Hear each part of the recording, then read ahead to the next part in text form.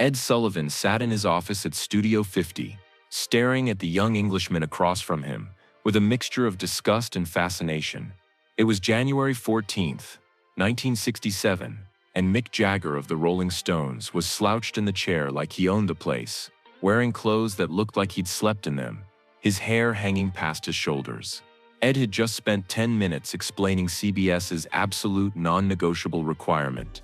The Rolling Stones could perform their new song Let's Spend the Night Together, but Mick had to change the title lyric. He couldn't say "spend the night together" on national television.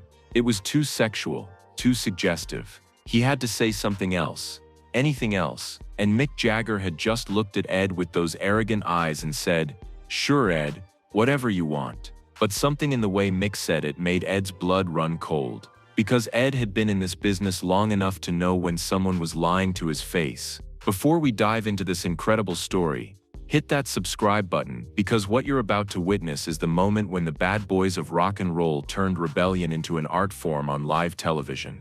To understand why the Rolling Stones appearing on the Ed Sullivan Show was controversial in the first place, you need to understand what the Stones represented in 1967. They were everything. The Beatles weren't. The Beatles were charming, polite, wore matching suits. The Rolling Stones were dirty, dangerous, openly contemptuous of authority.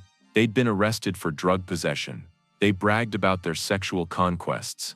And their music had a raw, aggressive energy that terrified parents across America. Mick Jagger was the perfect villain for conservative America. He moved on stage like something sexual and predatory. His lips were too big, his swagger too confident. His whole presentation screamed danger and sin. Mothers forbade their daughters from listening to Rolling Stones records. Fathers called them degenerates. Religious leaders said they were corrupting America's youth. But the Rolling Stones were also massively popular, especially with young people. And Ed Sullivan needed young viewers. His audience was aging, and if he wanted to stay relevant, he had to book the acts that teenagers actually wanted to see, even if those acts made him personally uncomfortable. Let's Spend the Night Together was climbing the charts, and it was causing outrage. The lyric was obvious code for sex. Radio stations were banning it. Parent groups were protesting. And now Ed Sullivan had to put the Rolling Stones on his stage and somehow make them acceptable for family viewing. Ed's son-in-law Bob Precht had met with the Stones' manager 2 weeks earlier. "The song has to be changed," Bob had said. "Mick can say let's spend some time together, or let's spend tonight together, but he cannot say spend the night together. That phrasing is too sexually explicit." The manager had laughed. "You want Mick Jagger to censor himself on live television? Good luck with that." But Bob had been firm. "Then they don't perform. It's that simple. Tell Mick he changes the lyric or the Rolling Stones are off the show." Now, 3 days before the broadcast, Mick Jagger was sitting in Ed's office, and Ed was trying to get some kind of guarantee that the lyric would be changed. "Mick, I need you to understand something," Ed said, leaning forward. "This isn't personal. I'm sure you're a talented musician, but my show has standards. 50 million people watch, including children. I cannot broadcast sexually explicit lyrics." Mick smiled that infuriating smile. "Ed, you Americans are so uptight about sex. In England, nobody cares about a lyric like that." "Well, we're not in England," Ed snapped. "We're in America, on my show, and you'll follow my rules or you won't perform. Is that clear?" Mick nodded slowly. "Crystal clear, Ed. You want me to change the lyric, and I'm telling you I'll do exactly what you want." "Say it," Ed demanded. "I want to hear you promise me that you'll change the words." Mick looked directly at Ed. "I promise that I'll handle the lyric in a way that everyone will remember." He stood up.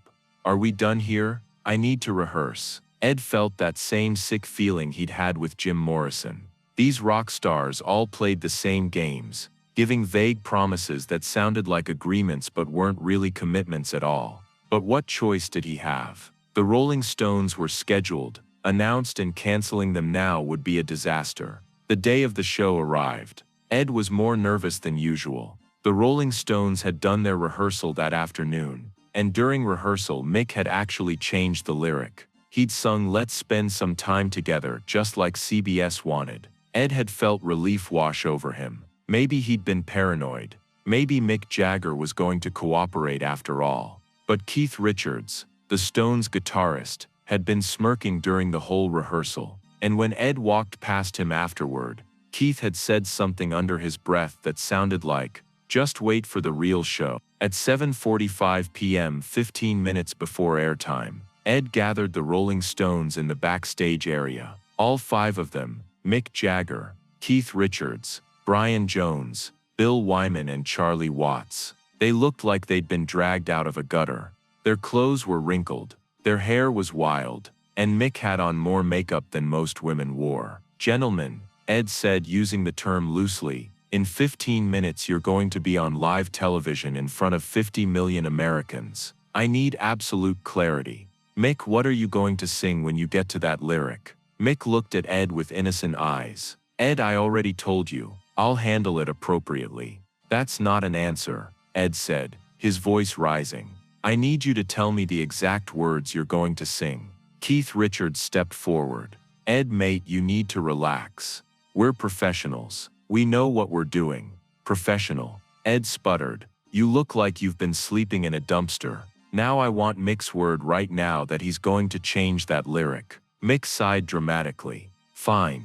Ed, you have my word as an English gentleman that I will sing the lyric in a way that follows the spirit of what you've asked for." It was another non-answer, but the stage manager was signaling that they needed to get into position. Ed had run out of time. He pointed at Mick. "If you cross me, if you say those words, I will personally make sure the Rolling Stones never work in American television again." Mick just smiled. "Understood, Ed." The show began. Ed did his opening, introduced the first guests. The Rolling Stones were scheduled for the final segment at 10:15.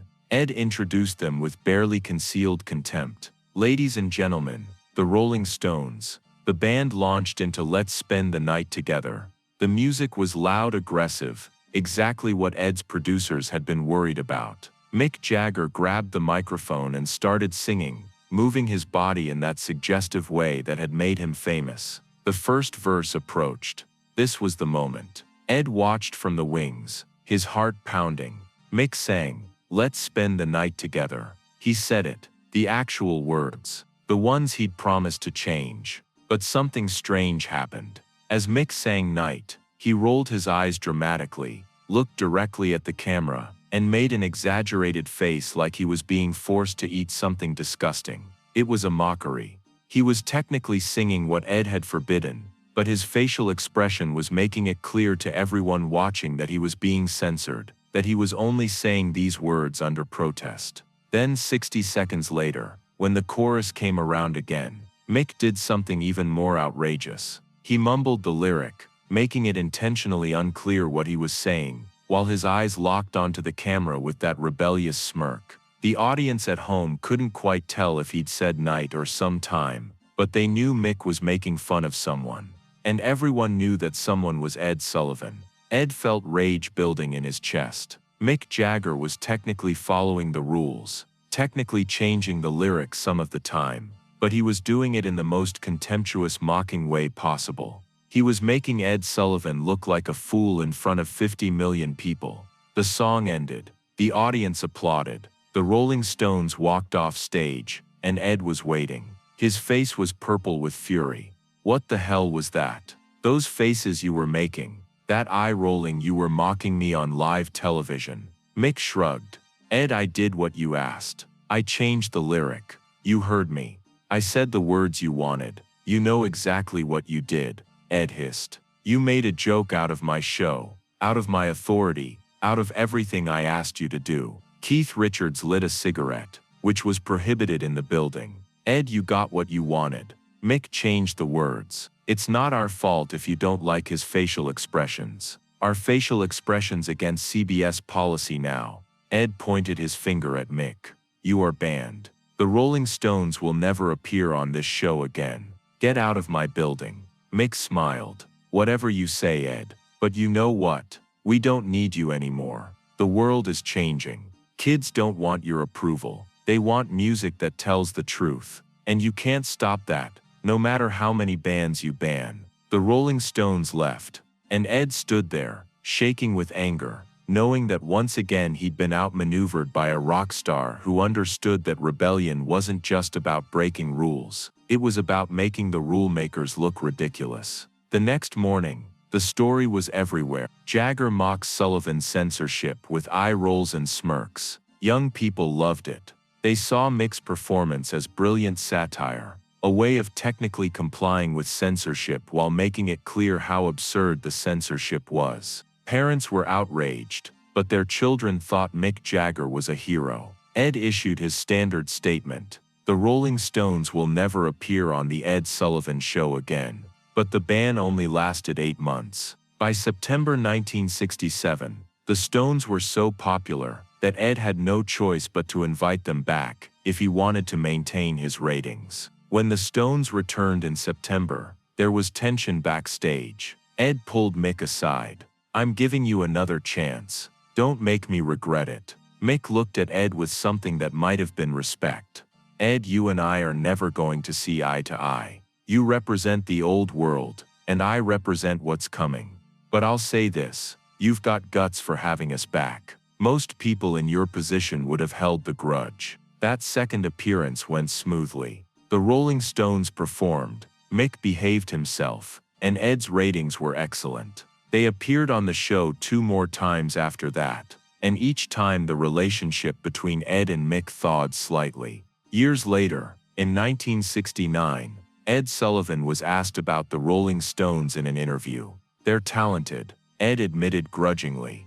"And Mick Jagger is smart. Smarter than I gave him credit for. He understood something that took me too long to learn. You can't control artists. You can only give them a platform and hope they don't burn the place down." Mick Jagger, for his part, spoke about Ed with surprising fondness in later interviews. Ed Sullivan was a dinosaur, but he was a dinosaur with integrity. He genuinely believed in standards and decency, even if those standards were outdated. And he gave us a platform when we were nobody in America. I made fun of him, sure, but I also respected him. The story of Ed Sullivan and the Rolling Stones is about the eternal conflict between generations, between authority and rebellion, between control and chaos. Ed wanted to maintain standards in a world that was changing too fast. The Rolling Stones wanted to tear down those standards and build something new. If this story moved you, hit that subscribe button. The moment when Mick Jagger rolled his eyes while singing that censored lyric became iconic because it showed that rebellion doesn't always mean direct confrontation. Sometimes the most effective rebellion is mockery, showing the absurdity of unjust rules by following them in the most contemptuous way possible. Have you ever found a creative way to rebel against unfair rules? Share your story in the comments below.